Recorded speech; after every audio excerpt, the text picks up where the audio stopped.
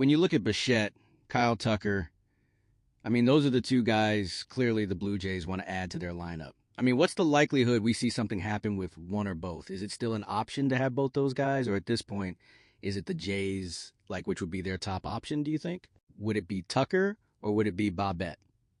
Right. Tucker. Tucker. All Tucker. Yeah. And Tucker's the better player. I know there's nostalgia for Boette, and I get that. Like, I've covered Bo's whole career, and I respect the hell out of Bo. I love covering Bo because that's kind of a game within a game of itself. You know, getting Bo to play his cards a little bit. He's very reserved, but he's a fascinating ball player. But Kyle Tucker's the better player. Now, that's going to come with more money. Would you rather Tucker or would you rather Bo plus a couple other things? Maybe that's the comparison here. But the both arguments, I know just the word both is Blue Jays fans' favorite word this offseason. They want both.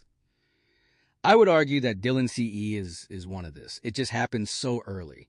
And listen, by no way am I saying that enough has happened at all. I never want to be that guy.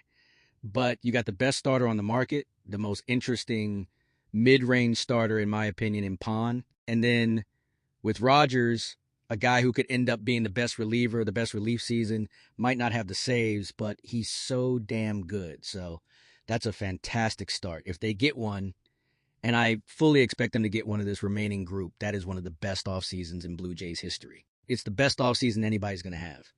And I keep coming back to Bo is the variable. And the reason I believe in Bo is because I think that he can change. Bo, who he is right now, fantastic, good enough.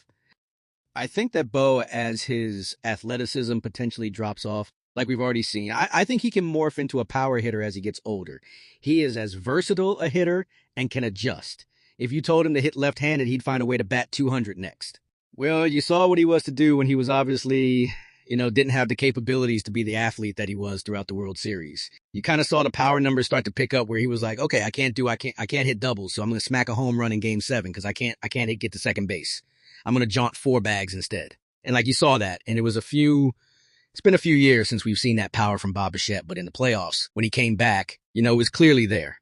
And I'm excited to see if he ends up coming back to the Blue Jays. What he's able to do if he can remain healthy all season. And if the Blue Jays can continue and just pick up where they left off and see what this year, has in store.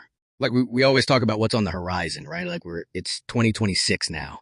The 2025 Blue Jays, it was tremendous. It's going to be very difficult to beat the 2025 Blue Jays. Realistically, the only way to do it is to win one more game at the end of the season. And I think when you look at what they've done this offseason, they put themselves in good position to have that opportunity. But one of those two, whether it's bringing back Bo or making that big money deal to bring in Kyle Tucker, I mean, that's really going to set you up for that opportunity to best the 2025 results. And I'm still in the spot where you need to do that. Like when I said that they've done a great job already, cool, great. But you need to do that, especially since you look around the Major League Baseball and you just see there seems to be some hesitancy around the league right now. And with the impending, potential strike in a couple of years, seems like owners are tightening those wallets at a time where the Blue Jays seem to be loosening their wallets and willing to write the big checks. I mean, take advantage, strike while you don't have as many, competitors, battling for these top guys. The Yankees are sitting at the kids' table right now, and they're announcing to the rest of the room that they're comfortable at the kids' table, which is a wild thing to think about. Ridiculous. Okay, they've got cash. Come on, don't try to kid me. The Blue Jays are just acting like you should. Hey, we went on a postseason run.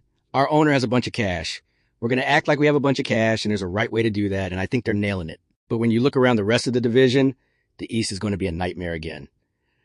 So I think you need to go out and add one more big one. I expect they will, because part of this, and this is baseball pessimism coming back in, but I got to loosen up for spring training by being pessimistic about stuff.